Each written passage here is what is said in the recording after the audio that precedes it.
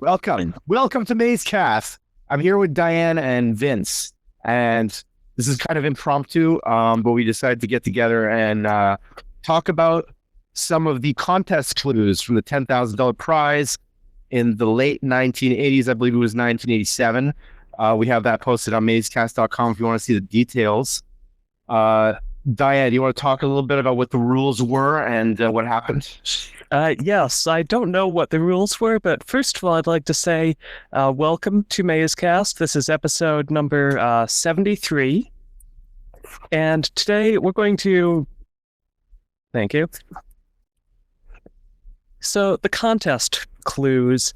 As some of you may know, Maze was actually originally meant to be a contest with people solving the puzzles and then uncovering the solution and sending that in for a prize.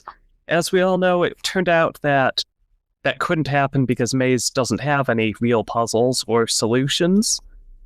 But the publisher did send out some clues that apparently were intended to relate to hypothetical riddles. And some people, to this day, believe that we can read those clues and divine their meaning. Yeah, that's right, Diane. Before we get going on this rip-roaring roller coaster that is Mazecast, I see we've been joined by Steve Havelka, a spokesman for our newest sponsor of Mazecast. Now, I can't hear you, Steve. Do you have audio capability? Excuse me. I don't know. Can you hear me? Yes. Is the mic on? We can hear you. Of course, all right. The show, remember Steve Havelka, another avid Mazer. In fact, he may be the godfather of Maze fandom here. He's really been behind the whole movement, but he's here today to talk to us about Uncouth Vermouth. Oh, Steve. Yeah, let me grab a couple of bottles and tell you about Uncouth Vermouth. This is a really exciting development in Mazecast history. Now, Uncouth Vermouth is not a financial sponsor of Mazecast, and in fact, not a moral sponsor. I don't know if they're aware of their connection to Mazecast, but we are very excited to have this connection with them and to be able to promote their product on the show. It is a wonderful small batch handmade vermouth made lovingly in Brooklyn, New York, from wonderful natural ingredients. It's delicious. I inadvertently consumed a bottle by myself the other night, and you really can't go wrong with this wonderful, fine product. So where can you buy this stuff? All over. There are distributors in, 13 or 17 states. They're in France and Scandinavia. But not Canada, though, right? They are entering the Canadian market as well as the Illinois market in Chicago, entering soon. I think they are sending off their first delivery in Canada maybe this week. Do you know where specifically? The Beavers didn't tell you, did they? If there are absolutely no follow-up questions, yes, I do. Right. Now, Steve, I have some concerns here, Steve. Is it true that Uncouth Vermouth comes in a variety of flavors? Well, I'd like to address your concern by saying, yes, it does. A variety of delicious flavors, each of which can be enjoyed on its own, on the rocks, with a twist of orange. You can't go wrong with this product, really. I feel much less concerned now. I'm so glad I could allay your concerns. Well, not so fast, Steve, because there are more concerns to share, and perhaps we should try to alleviate all of them. You see, I have a lot of friends who are under the age of 21, and they have tried to take advantage of the Uncouth Vermouth website, which I believe is at uncouthvermouth.com. Is that right, Steve? That is correct. Uncouthvermouth.com, you can learn more about this delicious product. But when my friends who are under 21 try to go to Uncouth Vermouth, they end up somehow magically redirected to a wonderful comic strip. Can you tell me what's going on, Steve? I cannot. Okay. My concern is that it should be in Canada. I agree. I agree completely.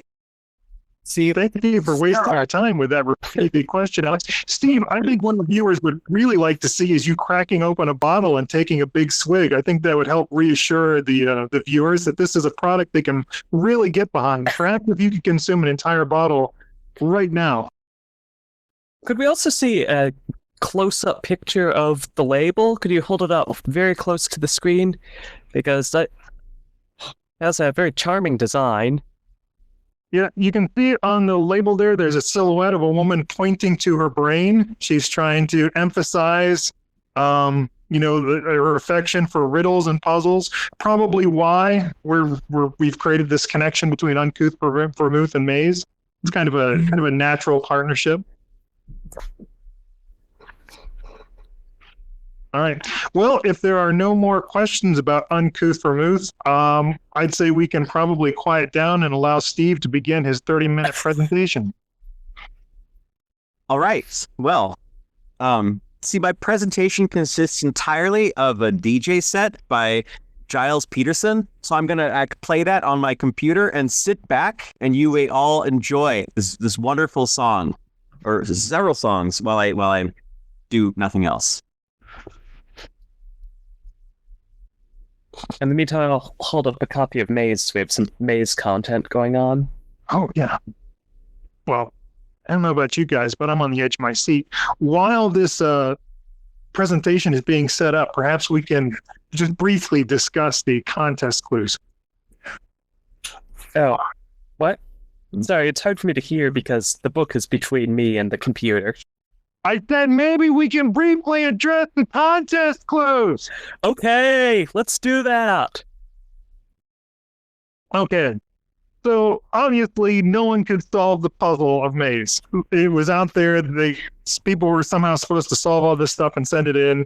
No big surprise. The first deadline went past, and so a set of riddles was released, which I assume were written by Manson. I don't think it ever says that clearly on any of the clue sheets that were sent out to purchasers of the book, but it's hard for me to imagine that they were written by anybody else. And so it's actually kind of interesting. Not good clues? What's that? You mean because they're not good clues? Is that why you think Manson wrote them? That's part of it. Yeah, they're not helpful. Cynical view. Yeah. They seem to be in Manson's style, which is to say very optimistic about his readers. We've failed to live up to that. Yeah. So, Chris.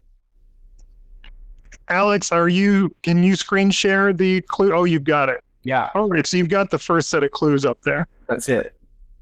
So we've got, this is it. This is the clue that Manson gave out. It's like, this is going to help them, get to the solution. It says 3 things should be thrown out. 3 things come in pairs.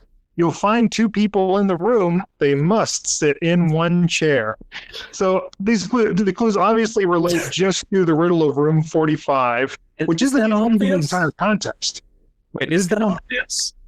Well, it's obvious to us now. I don't know if it was necessarily obvious at the time, because there were 3 aspects of the riddle that needed to be solved. There was the shortest path, which presumably everyone figured out.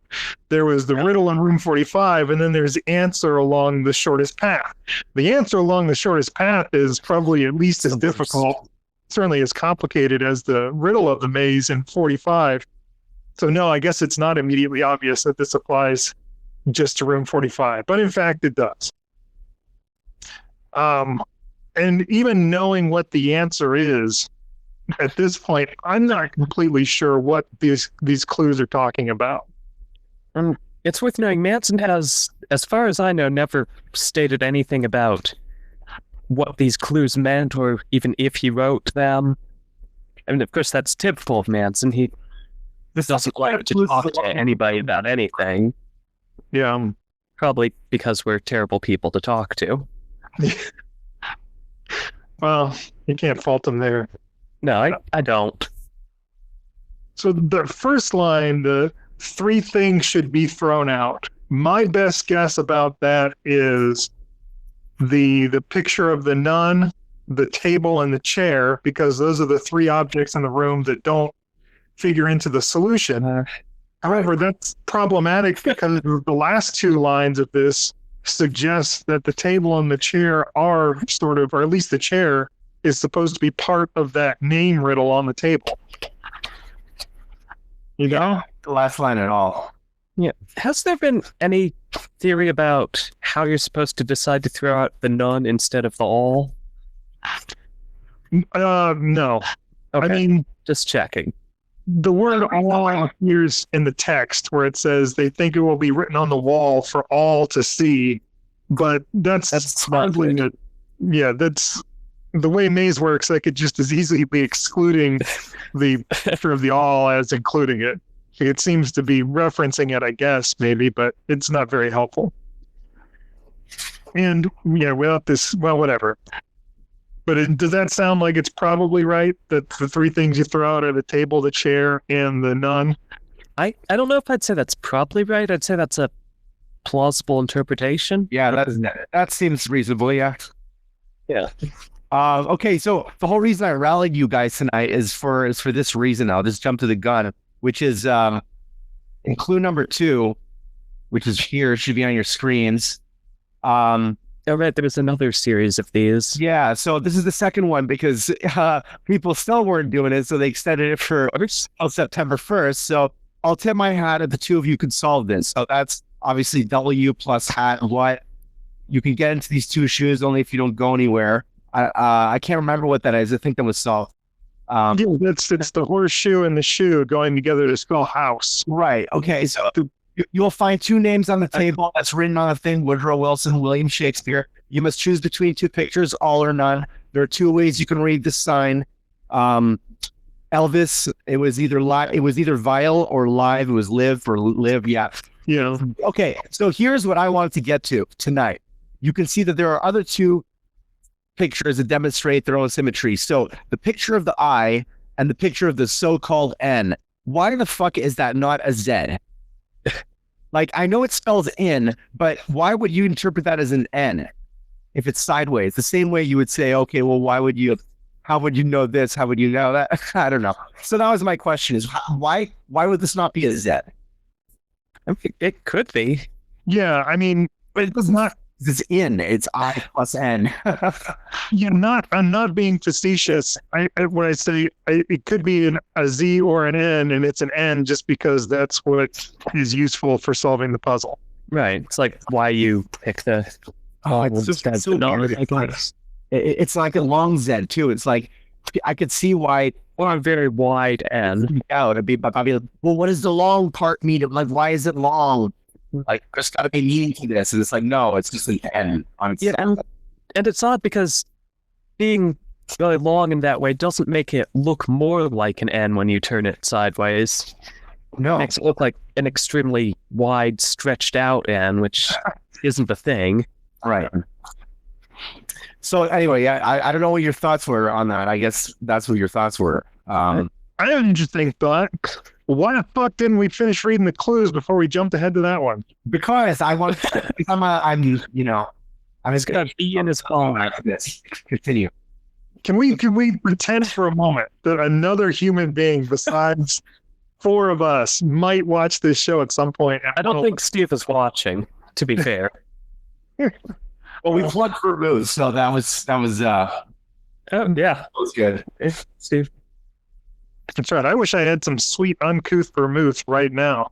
Say, Steve, what is vermouth anyway? Vermouth is a kind of wine fortified with brandy and flavored with herbs and fruit items. Well, that sounds delicious. It actually is really delicious. The other night I was probably chatting with y'all, or most of you, and inadvertently drank a whole bottle, just sitting there drawing comics and chatting with y'all. It is, I think it's now my favorite kind of alcohol. And the maker of Uncouth Vermouth is just the coolest person in the world. This is what Vermouth is made of, guys. Right here. Yeah, I hear she's mostly she's very environmentally conscious about the ingredients that she uses, the processes that she uses. She's really sort of a role model for the industry. Look at these colors. Oh my god. She's really the only person who makes vermouth anymore. Everyone else is just a faker and a BS artist. Like they're just They throwing can- junk in a bottle and calling it vermouth. Yeah, everyone else who claims to make vermouth can die in a fire. Yeah, you don't have to be uncouth on this channel. Oh, Now, no. You can be as uncouth as you want. It's not NBC. YouTube. Yeah, it's everything else. Everything but uncouth is garbage. Now, if you're drinking vermouth that's not marked as uncouth vermouth with the trademark picture of the woman picking her nose, you're probably about to die from poison. I'm gonna kill you right now with a poison. Yeah, you can measure your life in minutes if you are drinking some vermouth that is not made by Bianca. Yeah, I'd recommend that you. But that's not just because we are threatening your life. Oh well, Oh, right now, Product itself will kill you. Government is also going to make you drink this, so you better start now. yeah. So, Steve, Uncouth Vermouth sounds very amazing and a wonderful product for everyone to enjoy, but what can it tell us about Maze? Many things. Okay, well, Thank you. many things it has for us to learn. Hey, speaking of things to learn, let's move on to the second clue here. all right. Thanks, Vince, for moving this along. It says three things come in pair. The third Wait, no, this the second part of the first. All right. Okay, here we go. line, It- the second line So is it's confusing because these letters refer to it as a clue, parentheses S. three things come in pairs. So that I presume would be the W and the hat that go together to spell what, the I and the N that go together to spell in, and the U and the shoe and the U go together to spell house. Right? That seems straightforward, right? Yeah. You'll find two people in this room. Although it's kind of And that's separate. Those two people are not one of those pairs. see, that's the funny thing. And it seems like the Woodrow and the paper on the table go together as a pair too, right? Yeah, but Yeah. they're not pairs of single things. And, yeah, I could see that. But then it says three things come in pairs, not Yeah. three. I mean, like the all and the none are a pair. It's just that you don't combine them the way you combine the other ones, but they're still a pair. They're a pair of It's definitely a clue that has to be interpreted in hindsight. Yeah, that's Manson's MO. If Right. Manson wrote this. I see what you mean about it being his MO. You know what? I wonder if Manson is kind of like Merlin in the Arthurian legends, where he lived like backwards, and that's why he's so confused about people not being able to solve maze. I see that. So the third line, Yeah, can't they just remember when they read the solution on the internet a few decades from now?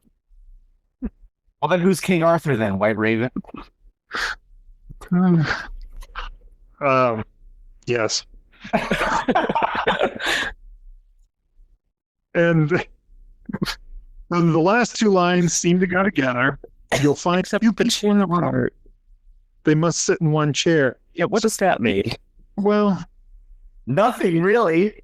Yeah, it must mean something. It's just not something that's useful if you're solving forwards.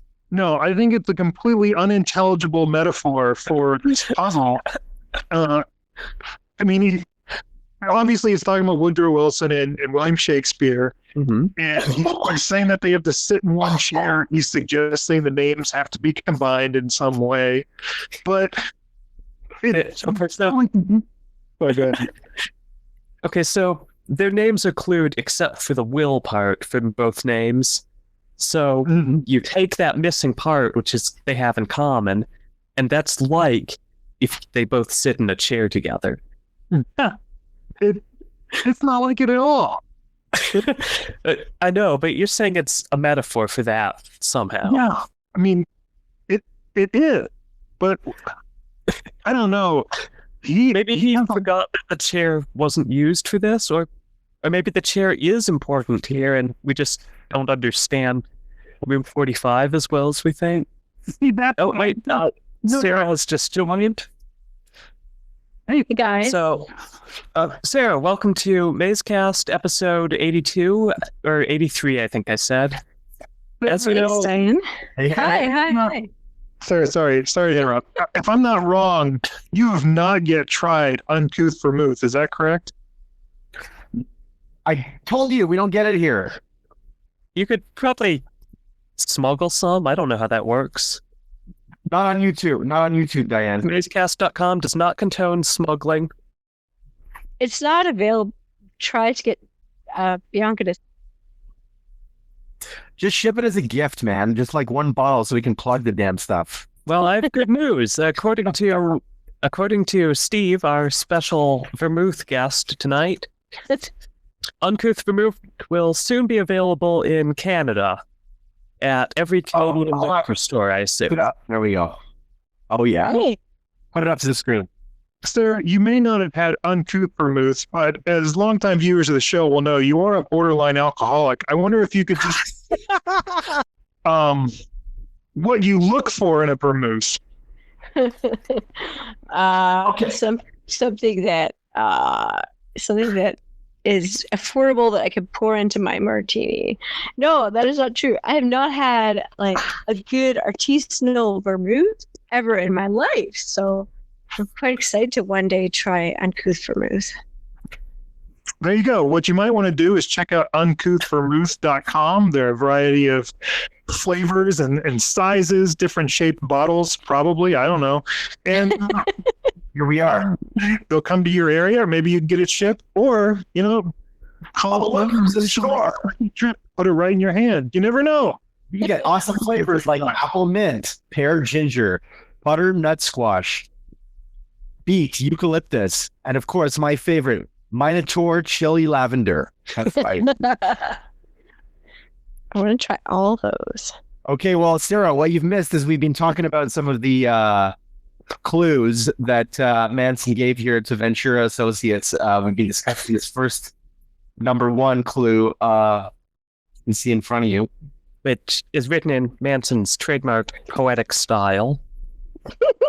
And what we determined objectively is that this clue is shit and could never have helped anybody solve the puzzle. And in fact, it didn't. It didn't help anybody do anything. And that's why the second set of clues was really... Well, wait, before we move on to the second set of clues, I would like to hear Sarah's defense of this terrible clue. Why? All right, Sarah concedes that this clue is terrible. Let's move on. Sarah, would you say that this clue is better or worse than Uncouth Vermouth's competitors? I would say Small batches. it's better. Nothing is worse than Uncouth Vermouth's competitors. That's the correct answer. As bad as these clues are, they will not literally kill you, which is what any vermouth sold by any manufacturer other than Uncouth Vermouth will do to you.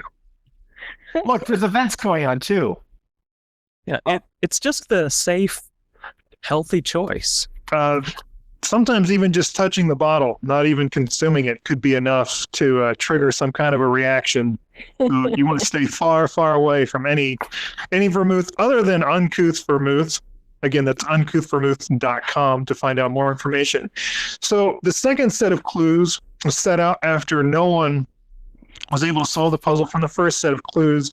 And they did seem to get it this time to a much greater extent that nobody was getting what was going on.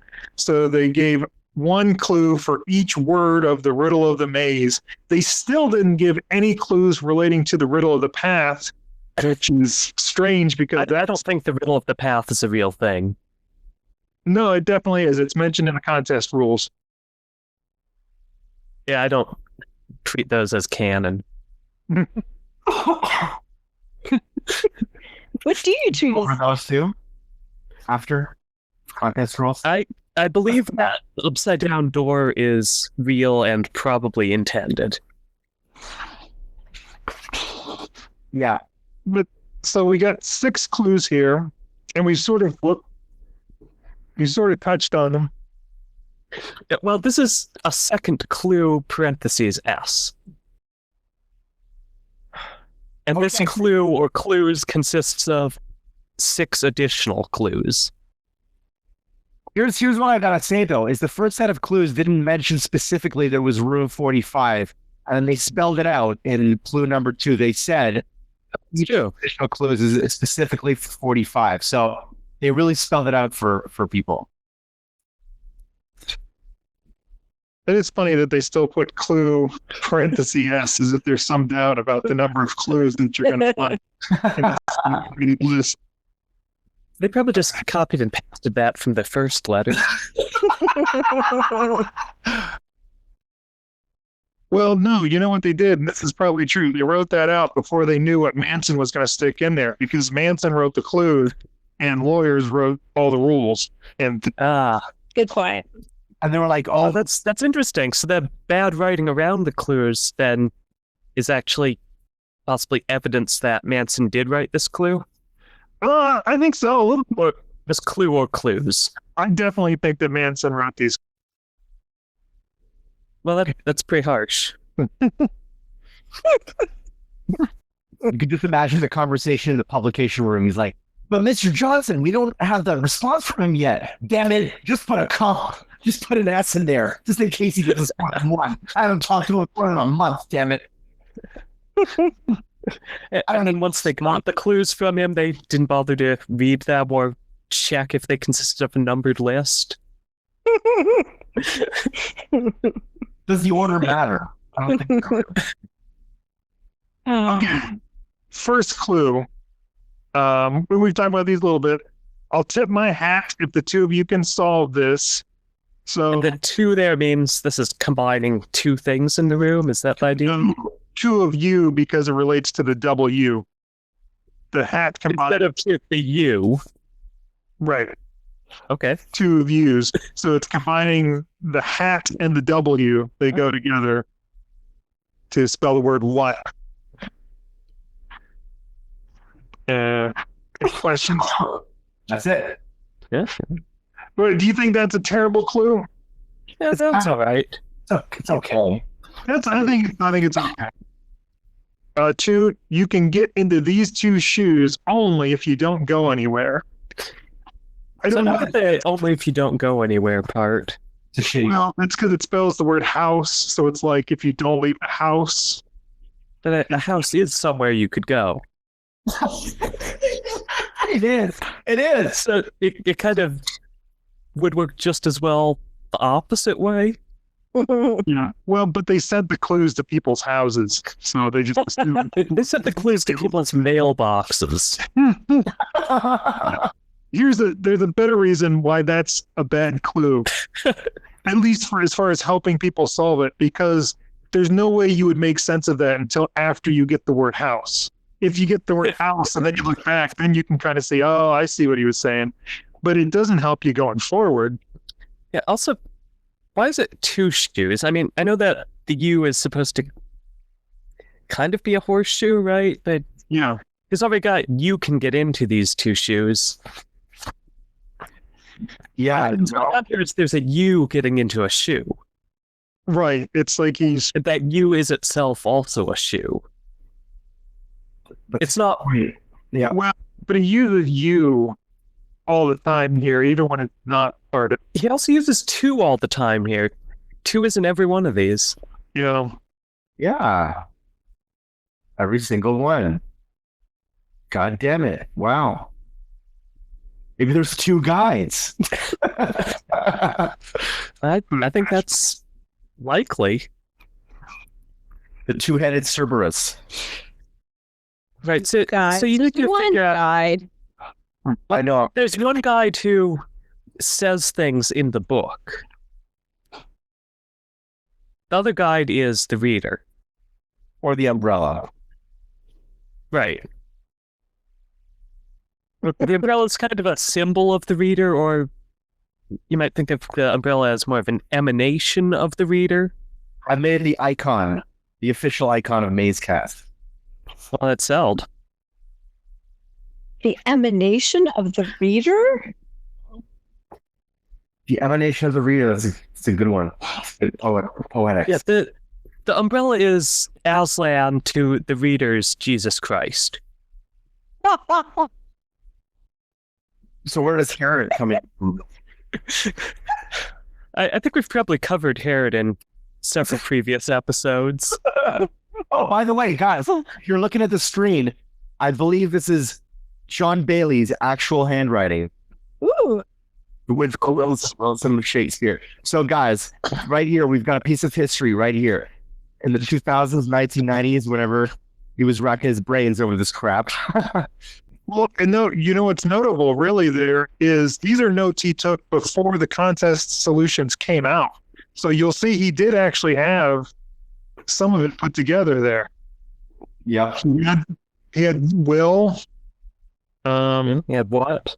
You had William Shakespeare right there. Woodrow Wilson. What did he write off to the side of number 2? I can't see it. That says dick. That's pick. It says pick or pick. I think it says pick. Well, I guess that's the We'll first. ask him about that later. Well, he's probably thinking about picking one or the other. Like he's word playing with that. Possibly. Maybe we should ask him. Actually, my friend just said he doesn't know John Bailey at all, but he's like, listen, I've been seeing that you've been doing this Mazecast thing. You are getting some kind of momentum, even though it's, a really small margin. I mean, we're a fucking niche market here. We're not exactly a large segment of the population, but It's not reflected by our viewers or their enthusiasm, but in some sense, we're building momentum. Well, we're trying to make this sort of a crossover hit, also appealing to the Vermouth community. we should interview Bailey. We should get this together. We should make an effort. I'll pay him. I'll pay him before I pay Manson for any interview. Really? Definitely. Oh yeah, Bailey seems like a cool guy. Like he's talked to us. He's been generous enough to give us basically half the decent content on Mazecast.com. Like Exactly, he's generous. We don't need to pay him. yeah, he lives in New York City. He seems like a cool guy. Yeah, I mean, maybe he's got some interesting things to say, Maze or not Maze related. I'd love to hear from him at least. I don't know about And I'd be up for talking to him too. I don't know if I'm going to pay him for it. No, I was just joking because we were talking about whatever. I'm not going to bring it up. No, it'd be good to talk to. Don't let him watch this episode first. If he sees this, he'll throw that for money. I only If you need me for an interview, I will happily take your money and I will talk about whatever you want. Thanks, Steve. Speaking of taking money, Steve, how much does a bottle of Uncouth Vermouth cost? good question. That is Wow, really- that's a very low price. Oh, wait. Sorry, I assumed you had said a number. Oh no, gosh, it's $35, 36. I don't actually know. 36 American dollars? I was gonna guess 35. Yeah, I had no idea.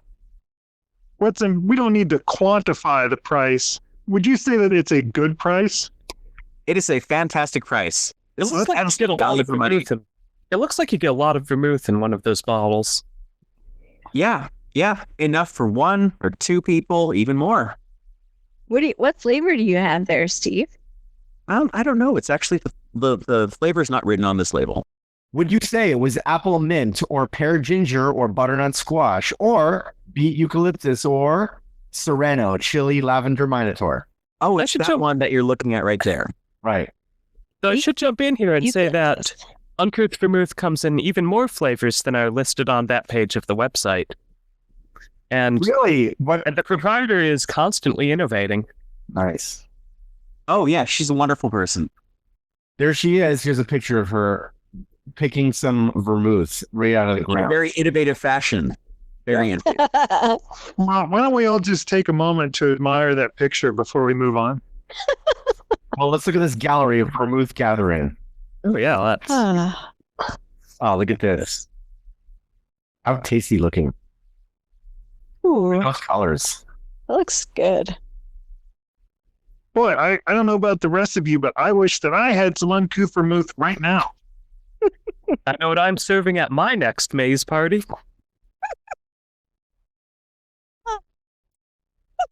All the bottle. You know, I was. It seems like such a natural fit because smart people drink Uncouth Vermouth and smart people love to read Maze. Speaking of Maze, I think we've got a few more clues to go through here. Okay. Here they are. Who would like to help us out with clue number 3? I'll read clue number 3. Okay. Wait, did we finish clue number 2? Oh, yeah, we did. We don't like it. Get anywhere. in these issues. You will find two names on the table, and they go together like donut and hole. So that's cluing the fact that of the two names there, William Shakespeare is a donut, and Woodrow Wilson is the hole in the donut. Oh my god. This is worse than the first clue about trying to fit two butts into one seat. No, this is a very good clue, but you have to stop reading at the top. You will find Okay. right. Okay, you're saying individually these names work in a donut hole fashion where you're given the donut and you need to infer the hole. Yeah, I mean, you can find it. Yeah, I see the seed of an idea there. It's just that's not a way that the names go together. Right, you're So- exactly right. It's like he thought these up in 5 minutes, and then like a lawyer knocked on the door and like, "Hey, come on, Chris, we gotta get this stuff out the door." Yeah, donut and hole. Here you go. But yeah, the way it's worded, it doesn't really work. Yeah, it's more like the table has two donuts on it and you need to see that they share the same hole. Wow. But of course that's an insane thing to say. No. That's the point, which is, he should have said something about fitting two things. I don't know, like, I mean, it's weird. the thing is that's one of the easier parts of the riddle to get. So maybe it's okay that that's a bad clue for it. Yeah, What's the hardest part? Because I don't know, the part of when you go along the whole path, you're supposed to imagine the word shoulders in your head. That's a different thing. Yeah. it's hard to specify which part of the riddle of Room 45 Yeah, is the hardest, because what's hard is just that it's all jumbled together. Yeah. Yeah, the hard part is figuring out how to separate it into parts. Mm-hmm. Yeah. These clues actually help a lot with that if you make the leap that each of these is telling you elements to combine, which I guess is why it has the repeated word two in all of them, since each step is combining two things. Wait, are all the clues in this round for combining two items in the room? Yeah, it was I haven't been reading ahead. Will be a rehashing of the first set of clues. the LV sign doesn't combine. Yeah, that's true. They still talk about Okay, so two and all right, so you need to make some leaps in interpreting what the steps in this clue are supposed to be for. so clue number 4, you must choose between two pictures. Okay, so obviously that means that of these two pictures of the all and the none, you have to do something in between them. No, If you figured out all and none, then this clue will speak to you immediately. You'll be like, okay, all, or well, at least I hope you do. yeah. So if you were interpreting this as if it were supposed to be slyly indicating what the answer is, you would think what Diane said. Well, we've got all and a none. We have to choose something in between. So probably something like some. But that's not right. Maybe SUM? This clue is more literal than that. And if this is really all that's going on, then it's about as good a clue as you could get. What Yeah, I means mean, is that you just have to arbitrarily choose one of those two pictures and hope that you chose the correct one. yeah, I think a better clue here would be something that maybe obliquely hints at how you're supposed to choose one of them, but that doesn't seem like it's a feature of the puzzle that can be clued. Well, it's hard to say because we don't know what that feature is or if it exists. Right. And as far as I know, Manson has never issued any statements about the interpretation of the Room 45 puzzle. No. No, so hold on a second. So you're saying that somebody might misinterpret this clue number 4. You must choose between two pictures And instead of saying, okay, I must choose between one or the other, they're saying choose between, literally between the two pictures. You think some people would misinterpret it like that? I think that's a possible reading. Yeah. We didn't know the answer. I would definitely say that's better reading than just arbitrarily picking one of the two. Yeah, wow. Yeah, the clue being, okay, those two things, No, you're pick right. one of them. This clue tells you nothing about how. Yeah. Done. God, That's not a clue. crazy. Maybe you should have told us that the pictures go together like hot dog and bun. It's like if his clue for room 1 was that you have to choose one of the doors to go through. Okay, moving on. There are no two ways you can read this sign. That one's pretty good. Is it? Like vile or You might have to explain that one to me. I don't get. okay, so it's the Elvis sign Yeah, I get that's that side, as but why are there no two ways I can read it? well because because it doesn't make sense if you figured out all the other clues and you have vile at the end. Live makes more sense than vile in that What sense. about evil? Or Like there are 3 words that are anagrams of it. yeah, evil, veil, live, live, Right, Dale. Levi. Okay, so 4. A lot. I'm not counting Levi, so 4. Evil. Why Well, not? maybe you should. Okay, yeah, let's count Levi. 5. Well, evil still doesn't make sense in the sentence. And I'm only assuming that you Okay, but we don't have a sentence yet. We're only on clue 5 of this thing for getting words which will later assemble into a nonsense string. No, I know. I'm assuming like I don't think this would make sense unless you know like the other. It doesn't. No. Why say that there are no two ways you can read it? Instead of Is this just like the previous clue in that he's saying, oh, there's one way that you're supposed to read it. Just pick one of them. Hope you get it right. I mean, the answer is live, which is a word that itself can be read 2 different ways because it's Live and live.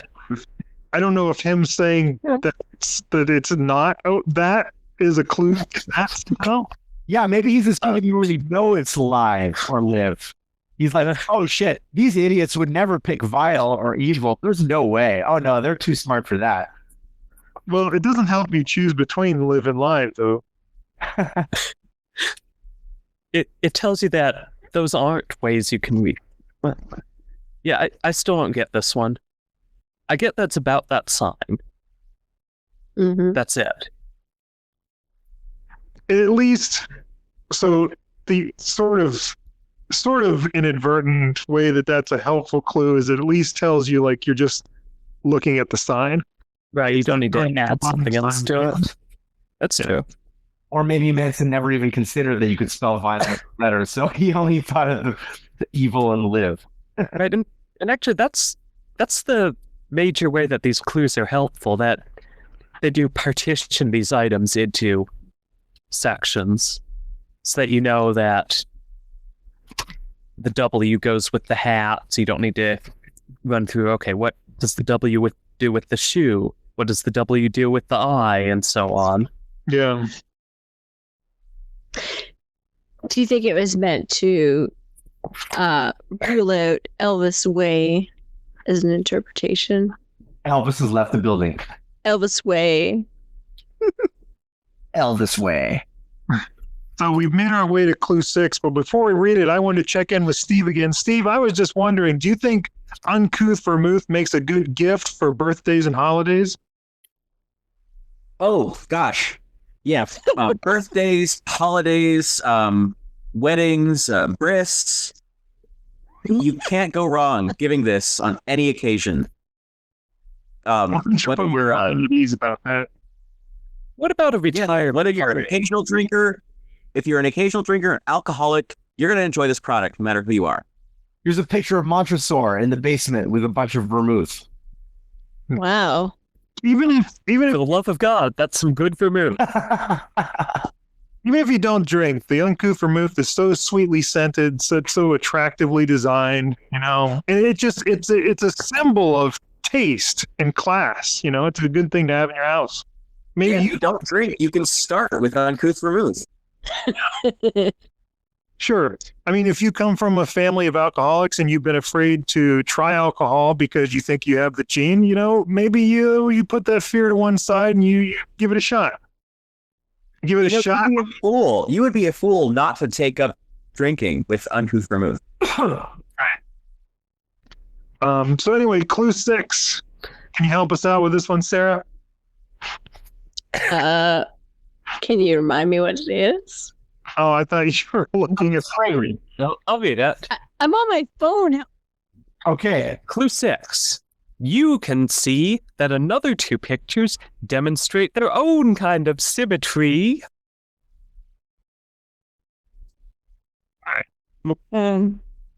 Release I and the Z, which the Z is. Right, and we know that by process of elimination at this point. Yeah. I mean, unless we thought that those were the pictures we had to choose between, or that one of those was the sign that can't be read 2 ways, but actually can.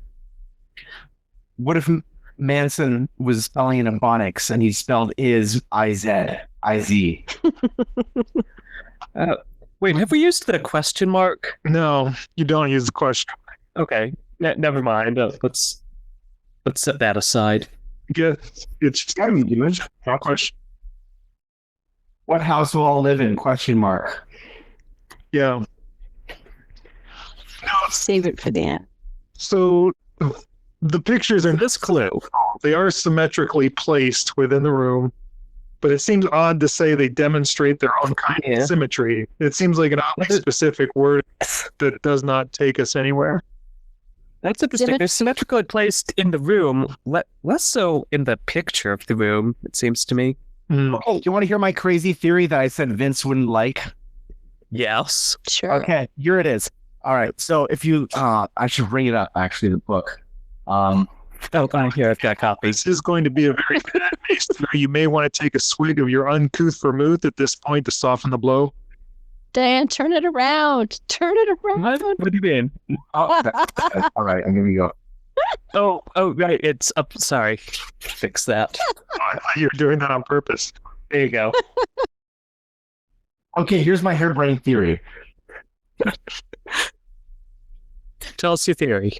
All right, so this has nothing to do with the symmetry thing, but it has something to do with my other solution that Vince doesn't like, how the spear is pointing to 23, the next room in the sequence of the maze path, which is...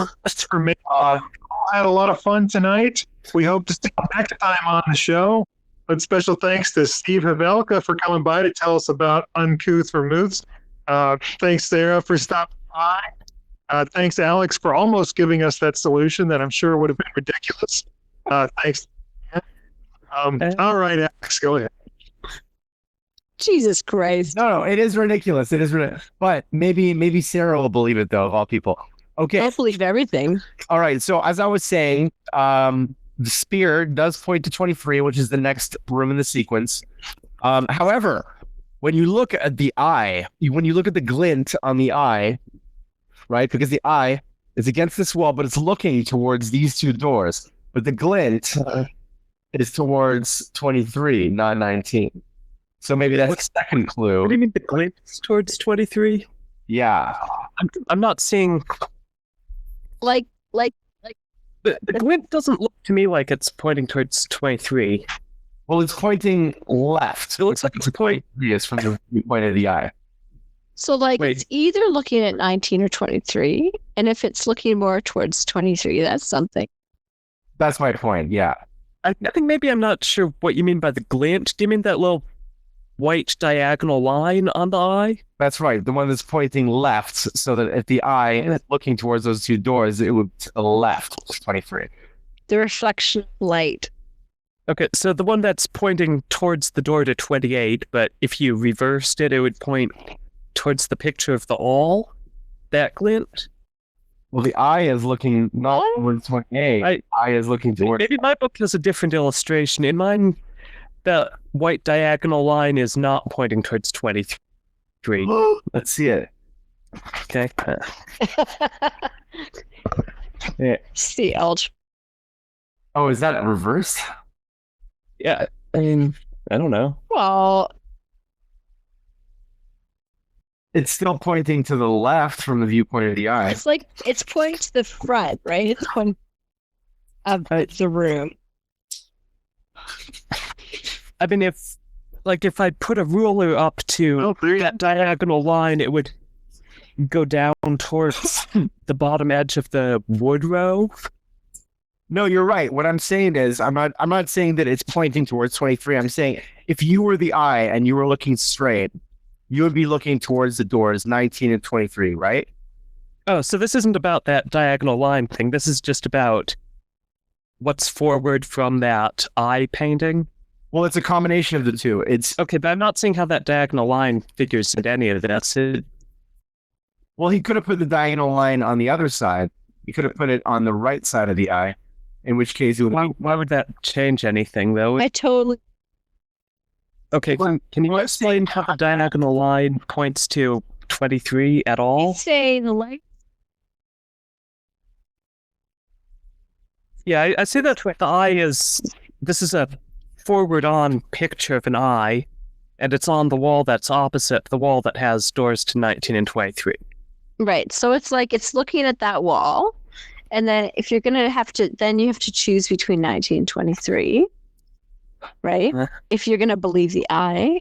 And so the light reflection in the eye is pointing towards the front. It's pointing forward. Wait, that points toward that light reflection thing, that I didn't take that as indicating the eye looking in a direction, because that's not how eyes work. No, it's not. I'm not saying it is.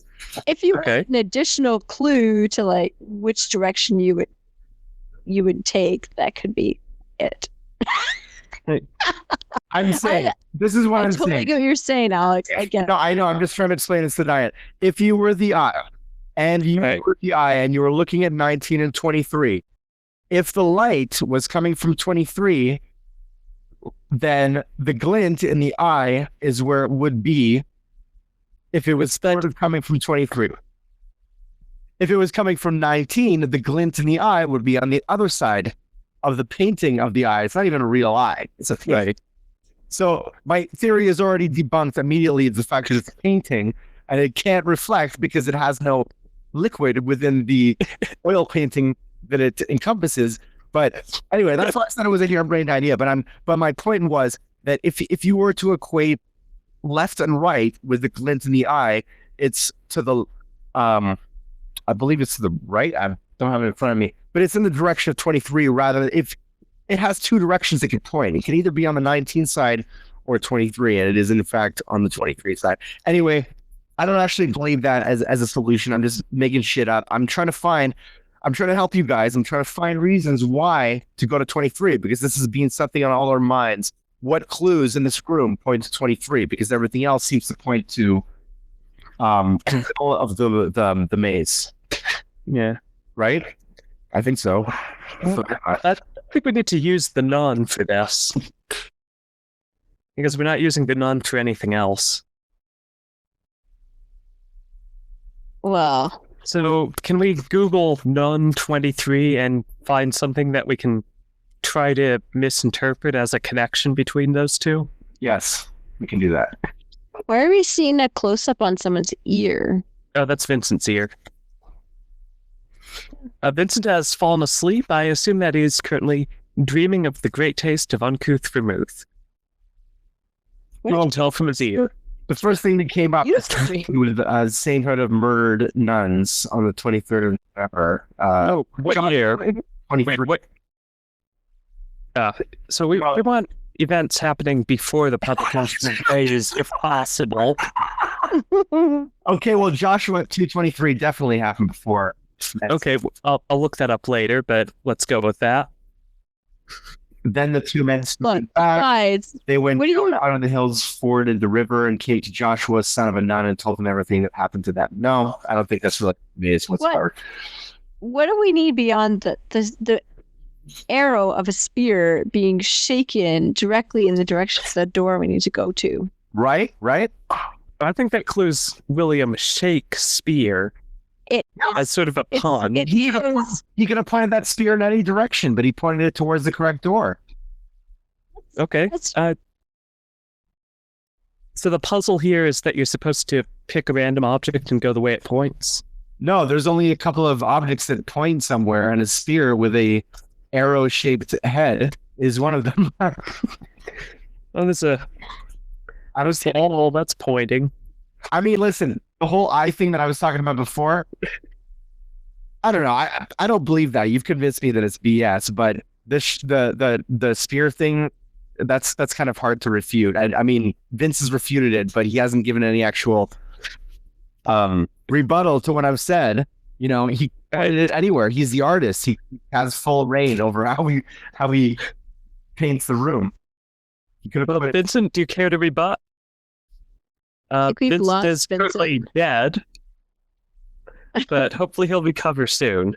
And he's currently like shading his Yeah, face oh. with his fist somehow. His, I know I want 0. his nose is bunched up against the floor there. That doesn't look good. Doesn't look good. No, But speaking of maze, Oh my god. where were we in these clues? Are we done? Never mind that. You can get some Uncouth Vermouth off the website, uncouthvermouth.com. Or contact your local liquor distributor. God, I want to know how we can get some in Canada because it seems to be difficult. Uncouth Vermouth is working on it. Yeah. That's good. Maybe if we complain about it enough on Mazecast, premiere. Oh, Well, he'll help us out. So this clue tells us that two pictures have some kind of symmetry. And I guess that's because the letter I and the letter N are symmetric, unlike most letters, which have no symmetry. I is symmetrical, N is not symmetrical. That is, it's rotationally symmetric. But not mirror symmetric. Right. Right. Does that... It's not... The clue is not very specific about the type of symmetry. They're symmetrically located in the room Mm-hmm. from each other. Even if the symbols on them are not. Yeah. I mean, don't you think this clue is kind of redundant because they've already talked in the other clue? Like, if even without clue 6, you're like, okay, well, we've already combined. It's obviously about twos and twains. It does at least give you the idea that these two pictures go together to make one of the words. Sure, yeah, If you've figured out that each of these clues is for a word. right. Remember, according to the official rules, only entries received before March 2, 1987, September 1, 1987 will now be eligible to win. We are I just realized that although these clues do clue the words in order, it doesn't say that anywhere. That's something you have to work out. Yeah. It's a reasonable step, though. I mean, if these clues actually worked for somebody and they were able to write out all 6 words from this, Well, they probably noticed going down them in order makes kind of a sentence. They're not a great one. speaking of order, you don't really have to even do the 16-step path to be doing the riddle of the maze. You could just skip to page 45 and start doing this immediately, you know? You might even figure this out, possibly, before you figure out this 16-step path. If you're better at this type of riddle, you know what I mean? Yeah, this doesn't really use any techniques you've learned along the way. That's partly because it's hard to learn any techniques on the way. It's almost like you need a different technique for every room. Maybe more than one technique for every room. The only technique that seems to be really consistent is the odd one in or whatever. Is that consistent, though? What Okay, about- but like consistent compared to any other idea. Okay, but, well, let's say that every step along the way from the beginning so far, you've used odd one in. Let's say every room on the path has a solution like that. Hmm. How does that help you in room 45 with this puzzle? Not at all. Okay. Not at all. Nothing helps you with, well, Well, these clues kind of do. the clues. Well, only because you don't have clues to anything else. So it's like throw me a bone, it's like anything from the author. Yeah, they did originally think that they would not need to give out these clues. Well, I think. yeah. And I don't know, maybe they thought this was the likely outcome. Yeah. If you already had Atlas, like if you'd already thought of Atlas, you could be thinking of, if you already thought of Atlas and you had the misconception about Atlas carrying the world, that could lead you to world. So then you get here and you think, okay, so if this is something about the world, what could that be? Well, let's see, worlds, that's sort of a house that all will live in. Maybe I can find those words somewhere. Yeah. Yeah, like one world, one planet, one place. Yeah, I also don't get why Manson thought that in 1987 we did not all live in the world. Like it was Was yet to come. Maybe he was trying to consolidate. He was trying to be friends. He was trying to, consolidate the Russians and stuff like that. Want to get the world? Can we all just get along? This was the Reagan years, if I remember. And he's putting Woodrow Wilson. So is Vincent actually asleep? I thought he was just trying to drown out the discussion of Alex's eye theory. I think we've lost him altogether. Okay, well, that's fine. Vincent, can you hear me? Are you knocking on your computer? I was tapping on the microphone. Nice. Oh my god. It's a great sound. People love this. I love that. I love that. Yeah, you see what I mean about his nose? That doesn't look comfortable. Should I just leave this for the rest of the broadcast? Just leave it on Vince? I'm not sure he can. I'm dedicated to the bit. Just move on. Oh, he is moving. Hi. No, this is too funny. That's the moments past. I can't believe it. Well, I just kept waiting.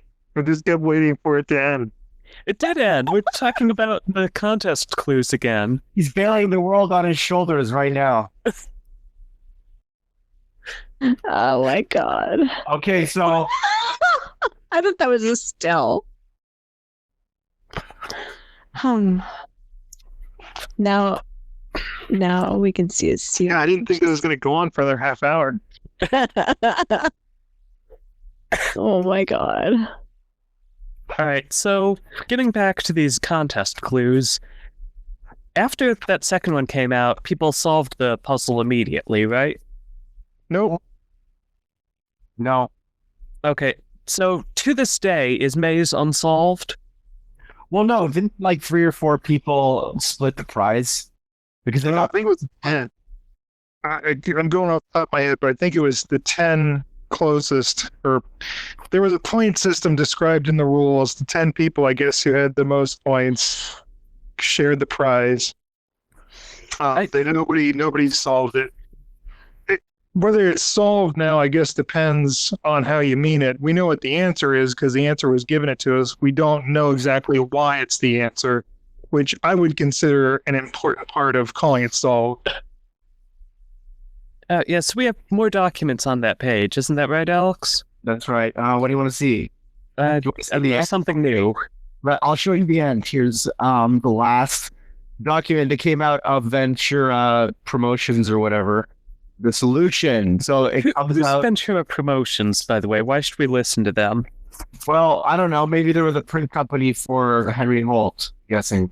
Well, it was the firm that was administering the contest. Yeah. Okay. Anyways, so here it is.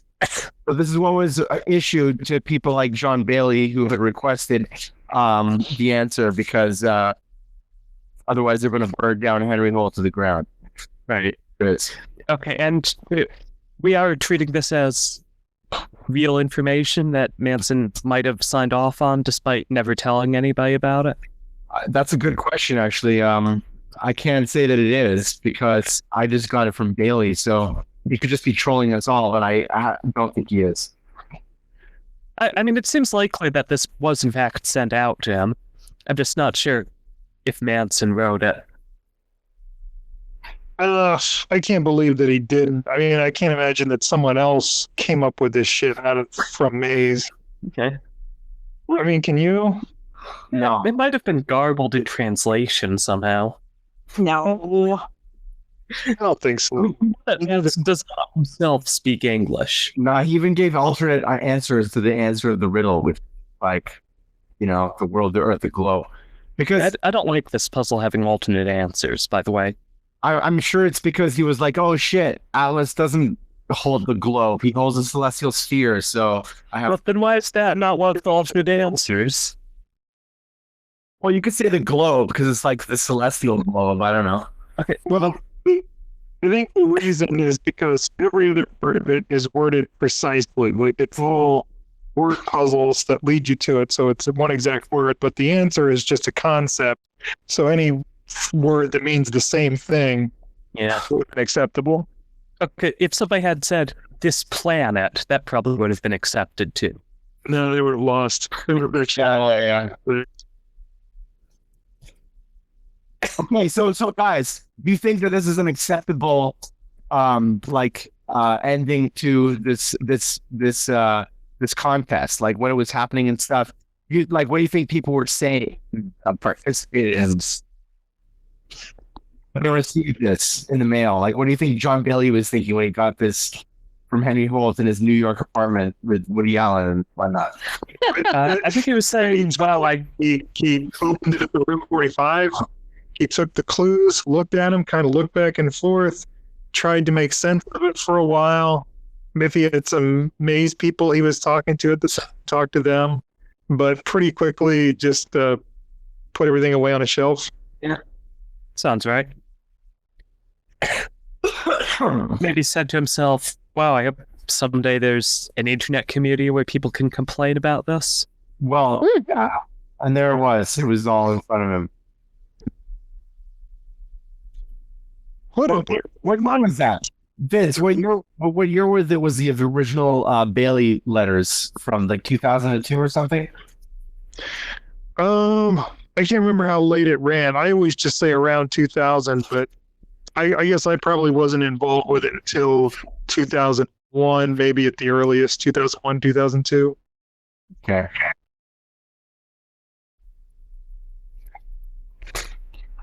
I've got his channel here somewhere. I want to bring up some of his letters and the people that responded to him. Fuck, Maze Archive. Leo.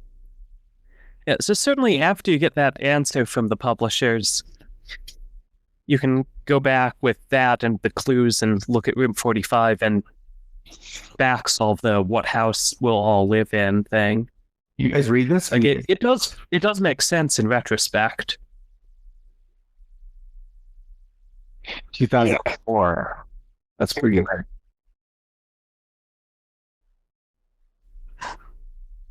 What are you showing us here? This is Bailey's original site. This is the Maze, what's now called the Maze Archive. It didn't really have a name to the original website. I guess he just called it Solving Maze. These are some of the comments here. Hey, I guess we've really never talked about this on Mazecast. So this is what John Bailey compiled, which we later archived for him. All these text files you see are just stuff from Usenet, like people were talking about. A lot of it's like just like, oh, thanks Mr. Bailey for enlightening me on some shit that I didn't know about. There are some that are interesting though. Like there's one guy who thinks he came to the conclusion that the guide was the sun because he came up with his own clues and that's what we figured. Probably room 4 had a lot to do with it. We have this guy, Sam Carroll. Just trying to, he's complaining here in this letter about Elvis the King. Shakespeare, the King, blah blah blah. I missed the Woodrow Wilson part. Oh yeah, Well, working just on Shakespeare and Right. thinking there would be Shakespeare references to unravel. Yeah. He sort of reiterates all the other clues from 45. A lot of these clues on the John Bailey site are related to mainly Room 45. It's trying to, like, a lot of these guys between, I guess, 1998 and 2002 were trying to crack just the riddle of Room 45. I guess it was hard enough to merit enough attention that these guys formed a Usenet community around it. Honestly, yeah, there's not a lot of shit around the other rooms. Like, it's somewhat talked about. Like, some guys like, hey, there's a pentagram in the tripod in room 15, and then there's not much response to that. Like, there's a lot of dead ends, in other words, on these. Well, have we already mentioned that our own Vincent was one of those people commenting on the Bailey site? Actually, I think you'll find that those emails are from Vincente Watkins. Right. Oh, right. Obviously a different person. And owu.edu. Back in 2001. Wow, here we go. So we have a message from Vince to John Bailey from 2001. Back when Vince was a frosh boy and he was chugging beer through tankards. I wish I could get that time back. Instead of wasting those days chugging beer, that I had some uncouth vermouth that I could down to celebrate my college parties and events. It's hard to. It's kind of hard to look back and think of all the wasted time I spent with, lowlifes and creeps who didn't appreciate the dignity and grace of a nice glass of vermouth. So let's laugh at Vince a little bit for a year. In this post, he is tortured about what the correct path is, and he tries to detail some of how he's trying to take the shortest path, and it doesn't look like he was successful in this email. I mean, what What are you talking about? That's not you went. Yeah, you went completely the wrong way. Some of these rooms you mentioned aren't even on the path. Yeah, what the hell is this, man? 22? Come on. Okay, so then he goes on. Read the words. I don't read American, man. I'm Canadian. I don't even know what vermouth means, man. Yeah, I'm just skimming this, and I can see that you went the wrong way, and I don't know how you're ever going to get to room 45 like this. No, I'm just aggressing here. I'm not we're not helping here. Just going through comments. But I will say that this was a hallmark of the maze community because John Bailey was the first person to actually publish a website strictly on maze. Actually, it's kind of like how Uncouth Vermouth is the first vermouth publisher, or brewer, as they call it. In a way, John Bailey was the Uncouth Vermouth of early maze sites. We could get John Bailey and Bianca together for maybe some kind of joint award for all the service they provided to the maze community. Beautiful. we gotta think of a good trophy for them. Like, what should the trophy be? Should it be a maze related item? Should it be like an eye next to a needle? Umbrella. In gold. Yeah, gold umbrella. Or you could take an umbrella, turn it upside down, and open it, and then fill it up with uncouth vermouth. Actually, I don't think Bailey's was the first website. It was that the guy who put Maze online, like he turned it into a website, and then I believe White Raven was helping Christopher Manson try to take the website down, but for whatever reason they could never take it down, and now it's become part of the permanent internet, I guess I would call it.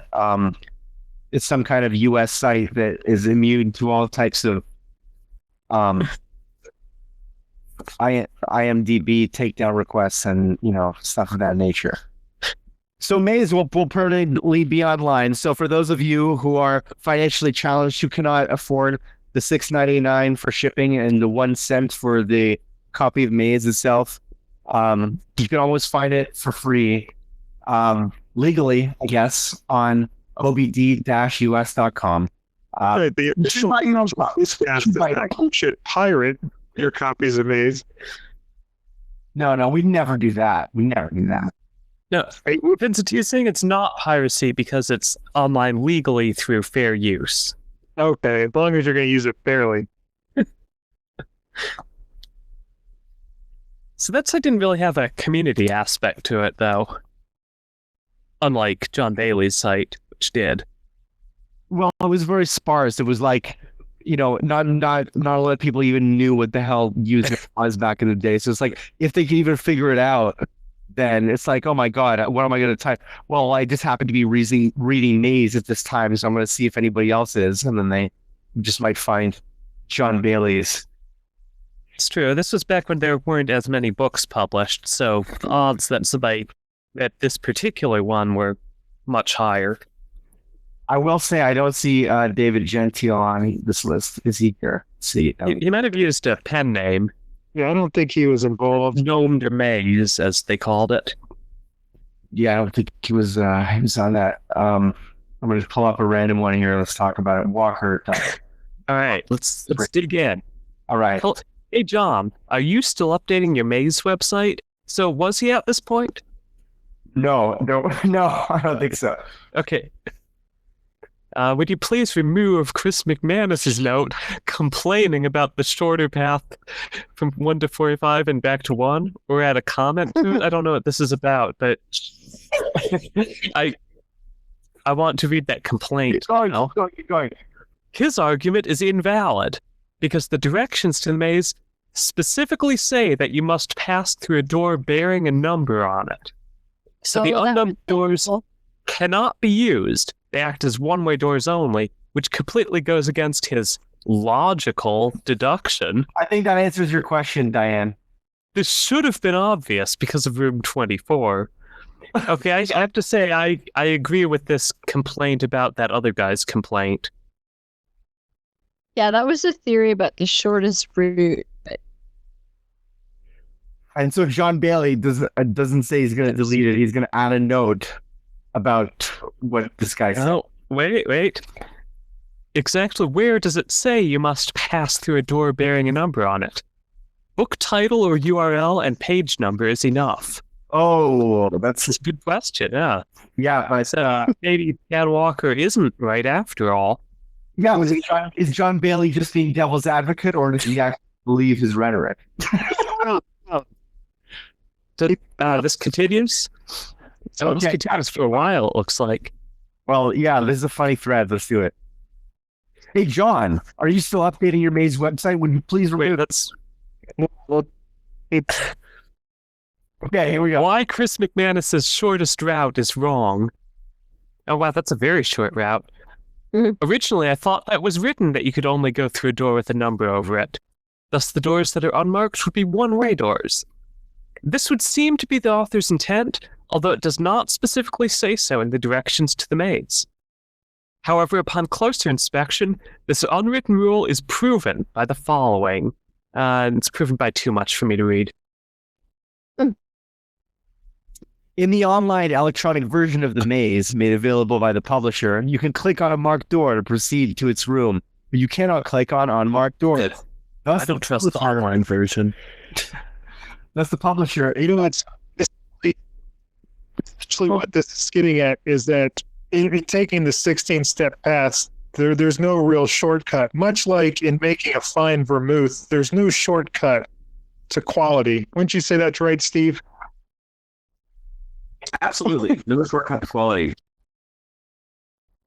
Sorry, Alex, go ahead. And that's why Uncouth Vermouth is made with a lengthy and artisanal process of hand-picking herbs and plants. Oh, I hope... Botanicals, I believe is the term. I thought I forgot a word for plants. you guys are so against monetization of this channel. Now you're giving... This isn't about Alex. This isn't about money. This is about just trying to get the word out about a quality product that I believe in. No, and I fully, wholeheartedly agree with you. And it's made me want this vermouth product so badly that I can't live without it. I need to drink it now. So if you are watching this video and you feel the same way, please write your congressman or woman and tell them that you would appreciate it if Uncouth Vermouth were allowed across the nation's border to Canada with no questions asked. I mean, hell, we get fake absinthe here, so you might as well ship some quality vermouth. Room 24, where are the doors? There are no doors. Where is the obvious dead? Okay, why am I even reading this? What if we conclude it with these manuscripts? Wait, this continues. I want to read the rest of this. Okay, hold on. There we go. That'd be a short episode. We better pad it out a little more. Yeah, wait. So, Pan sends this list of reasons why you probably can't go through the unmarked doors, which I think we're all sold on. What happens in the email exchange after that? After these four? Yeah. Oh, John Bailey wrote to Chris McManus saying, I got this note objecting to your solution. As you can see by scanning these transcripts, I pushed back and got a modified version of his objection. He notes in one document in the correspondence directory, but obviously will not comply with his heading. Wow, this is exciting. Yeah, some maze drama going on here. Chris McManus then replies, John, hi. While I do not know Pan Walker, I am impressed with his arguments. They are not compelling, but logical. What? Well, in all fairness, we didn't read the arguments. Maybe. No, I found them logical and compelling. Especially the ones I didn't read. Should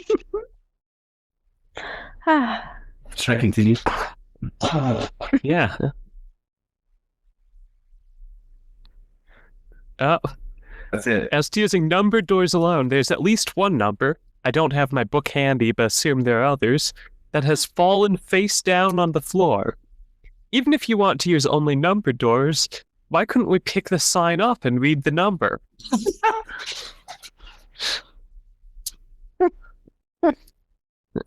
And how does using only numbered doors keep you from getting confused? You can get royally confused going just among the numbered doors. He's right. You go to room 10 and paint your own number with a paintbrush. Actually, Walker hasn't given the most compelling argument. Yeah, the book says the shortest solution should have 16 steps. Why did Walker not cover that? Oh, Walker. If you do not add the prohibition against using unnumbered doors, you get a lot shorter solution. But you have violated his requirement that the solution have 16 steps. The only way the shortest solution has 16 steps is if you add the stipulation that you can only use marked doors. But I would still quibble whether that stipulation is any way else forced by the puzzle text. Oh. Is that the conclusion to this? Yeah, that's it. Okay, let's hit another one. Pick a short one, judging by the file name. Yeah, you. Kinder.txt. I'm assuming that this one is from some children. That Kinder. She's very young at the time. Somebody else read this one. My throat's sore. Okay, I'll do it. I was very happy to find this compendium of notes and ideas on the maze. I tripped across the book again this weekend at my mother's house. I recall being a bit obsessed with it back in the 80s. So yesterday, I just sat down and worked out a decision tree to find the shortest path through strict logic. I wish I had seen your notes first. Anyway, I thought I had my own 15-odd years worth of thoughts that you already have. I'm completely unimpressed by the supposedly accepted riddle. First, I like asking riddle I've ever heard.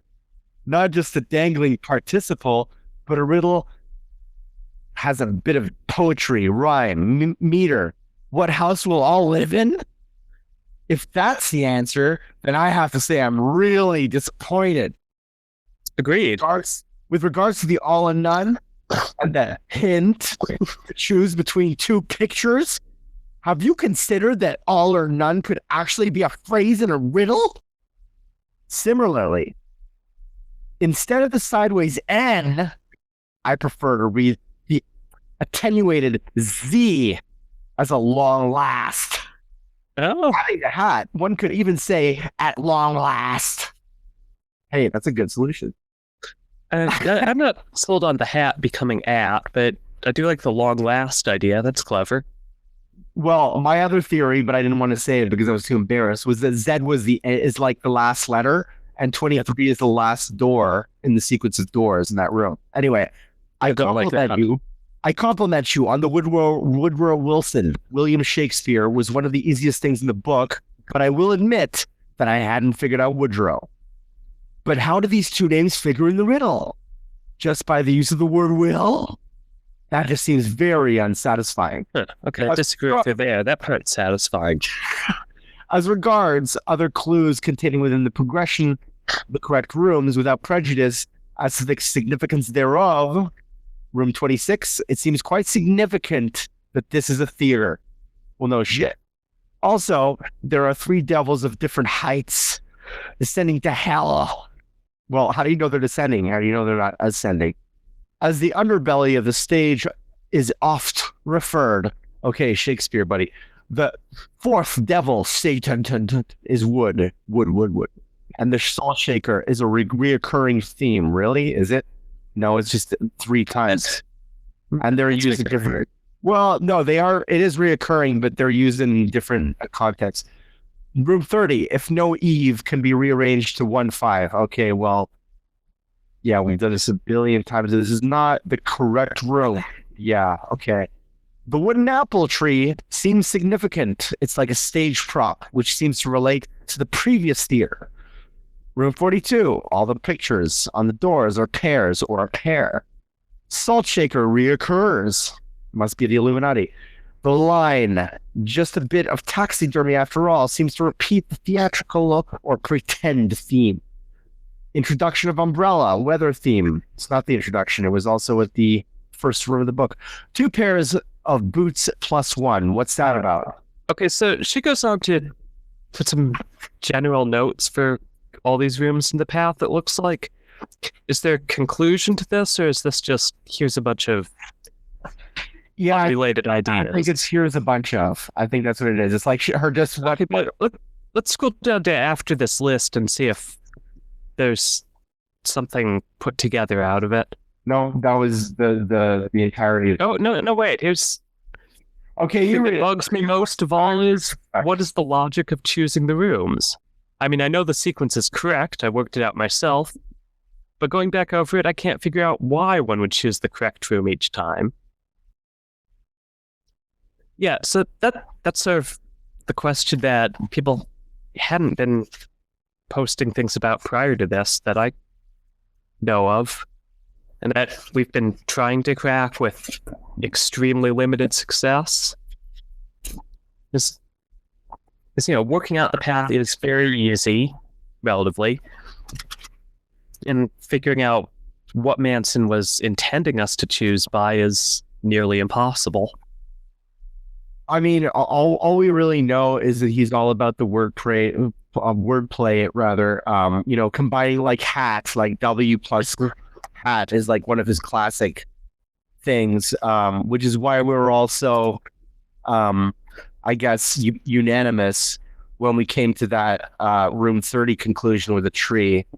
I believe what was it? What was it again? The F-hour tree. Yeah, F-hour tree. And the reason we were so adamant on like just agreeing on it being right is because we have this innate sort of we had this intuitive thing where we were like, yeah, this is Manson. This is not just, something made up. It's really the only thing we have to go on, really, like with the other, like based on the clues we just read earlier in this episode and what Manson's MO is. It's really about his MO, and it's like the clue from room 30 was his MO, and we really got to just find more stuff that relates to his MO, because which is still hard to pin down. Well said. And I see that Vincent is dead again, so we should probably wrap this up. But I'd just like to say speaking of death, one thing that won't make you die is Uncouth Vermouth, probably. Unlike Uncouth Vermouth's competitors, which, as we know, will kill you every time. That's right. I'm going to share the Vermouth page one more time if I have it. Uncouth Vermouth. Here you go, guys. Uncouthvermouth.com, available online anywhere you have an internet connection. Well, to be fair, it's not online yet. However, you should bother your local liquor retailer to supply it, because I'm sure that they will be very happy to ship it to that store in your local. Or send an email to, I don't know, vermouth requests at uncouthvermouth.com, maybe. It is uncouthvermouth@gmail.com is the official email address. Or like it on Facebook. Yep. Follow Uncouth Vermouth on Twitter. Instagram, too. They're on. Yes. Uncouth Vermouth is very popular on Instagram. Why not Instagram your favorite photos of yourself enjoying Uncouth Vermouth? You'll be glad you did. I would, but I'm in Canada and we still have to fight for our right for Uncouth Vermouth, which me and Sarah will do. I don't know where Sarah is right now. I guess everybody's dead except the two of us. Steve is still there. Does he That's fine. Oh, he's He's enjoying some sort of beverage, hopefully Uncouth Vermouth. I think that's a yes. Featured elements of Uncouth Vermouth. It is water. All right. And I believe this concludes this very rare episode where we all get back together again. I know I haven't been on an episode in a while, but I am. And I know Steve was on the venerable episode number about Room 29, in which only 90... Good episode. Yeah, it was like 5% about Room 29, but it was great. It was one of the best episodes. So that being said, my friends, catch us next time on Mazecast.